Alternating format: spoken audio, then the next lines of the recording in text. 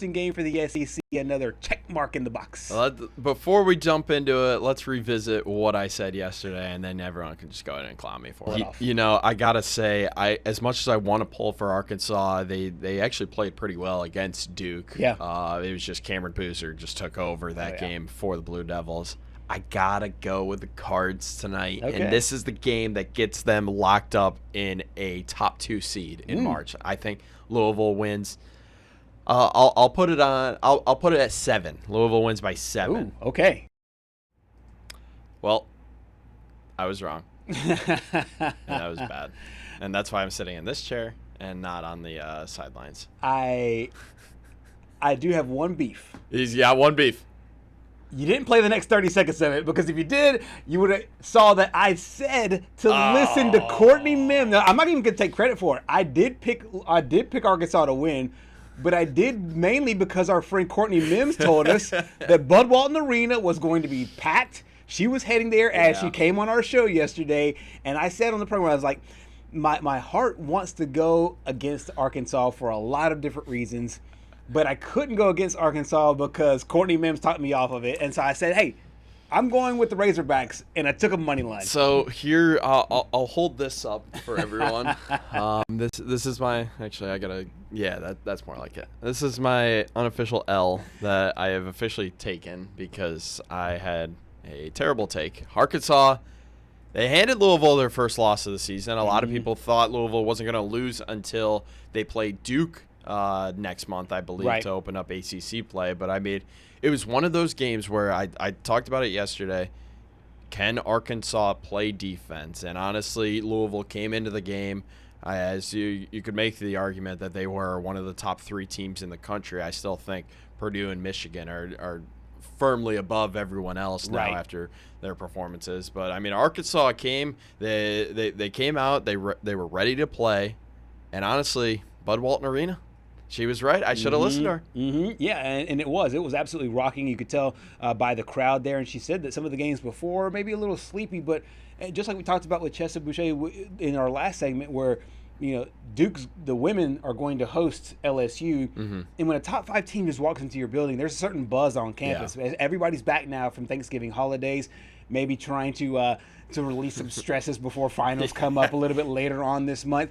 I just had a feeling that these kind of games on campus, you would just end up getting a big crowd, especially when a good team comes to town. And so a top 5 team came to town in Fayetteville, a top 5 team going to Duke. I just expect those crowds to just inherently be nice and exciting. Of course, the crowd, they don't put buckets, they don't put balls in the bucket, and so the team's got to do it. But one of the things you mentioned, though, was defense, and I don't know if it was either just cold shooting or good defense at the 3-point line, but Louisville went 8 of 37 from downtown, and that was kind of the story of the game. Not only Louisville just chucking up a bunch of threes, not making them. Yeah, and I just think that's just what the game is nowadays. I mean, you live and die by the 3. We talked about a couple of days ago with Parker Ream about Bucky McMillan, and that's his whole philosophy. I mean, you live and you die by the threes, pretty much.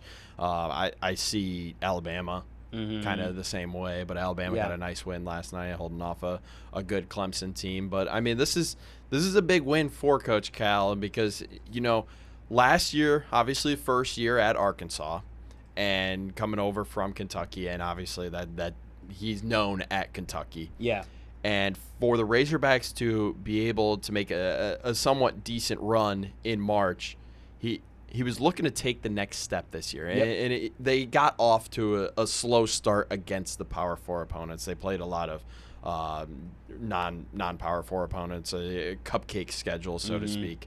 But, I mean, the first game against Michigan State, they just got out-rebounded by, I believe it was 12, And then they lost to Duke on Thanksgiving, but it was a close game, and I mean, really, it was just one guy that beat them. Well, they said last night, we're just not going to let one guy beat us, and actually we're going to beat them. And then Trayvon Brazile, I mean, Courtney has said it.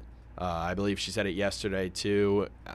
Like, the amount that this guy's grown already early on in the season. And I know Carter Knox didn't really have a good night last night either, but, I mean, Brazile, he's going to be a guy Yeah. that you're going to have to pay attention to as the season goes on. Because, I mean, when it's all said and done at the end of the season, he could be a first-team All-SEC. Absolutely. And honestly, just watching the way the game flow, and you mentioned the three-point shot has changed a lot of basketball. It's changed high school basketball. It's obviously changed the NBA. It's changed college basketball as well. But what I find interesting are the way that teams utilize it, because we see some teams like Alabama, they like to chuck it up, and they like to throw up a bunch of three-pointers. We see other teams that are really more conservative. Yesterday, you saw those two kind of opposing styles go at it, with Louisville shooting 37. That is more than double the amount that Arkansas shot in the game. They shot only 18, less than 20 of those from beyond the arc, and we got a chance to hear from Coach Calipari about that. The way we were guarding, we didn't need to. We got up 18-20 playing basketball. But if they had collapsed, we were going to shoot. We just don't. My druthers is about 25, 23, 25, 27. You go 35 with one of my teams over the years, we never win that game. We just don't ever win it. So maybe it's the way I coach, and I don't win that many games, but we don't win those ones. I know that. And so we're playing a certain way. Yeah, I want them to shoot. How about this? I want the guys that can make threes to shoot threes. Wow. Really interesting. And I think it's kind of really self-reflective. Hey, when we get over this amount of attempts, our production goes down, and it just feels like the law of diminishing returns. Like you just more of something doesn't always mean better. Right. And honestly, why would you try to chuck up a bunch of low percentage shots rather than get more quality looks? Because, I mean, yeah, you can try to make as many threes as you want, but if they don't go in, then, I mean, you're kind of stuck with one type of offense. Whereas if you get these high percentage shots, you can, I mean, it is basic math. The more times you take high percentage shots, the more likely they are to go in, and the more likely you are to put up points on the board and go on these runs. And as we always know, college basketball and basketball in general, it's a game of runs, and that is especially apparent in March. That's exactly right. And I think that if you just take the box score, he could just tell his team, hey, look, when you shoot 30 plus, bad things happen. All he has to do is point to what Louisville did, and going on the road, not shooting great, and then losing that basketball game. We'll see if they will continue that, or the hangover effect continues with this basketball team. Fresno State comes up next on Saturday before a big game against a top 20 opponent in Texas Tech coming up on December 13th.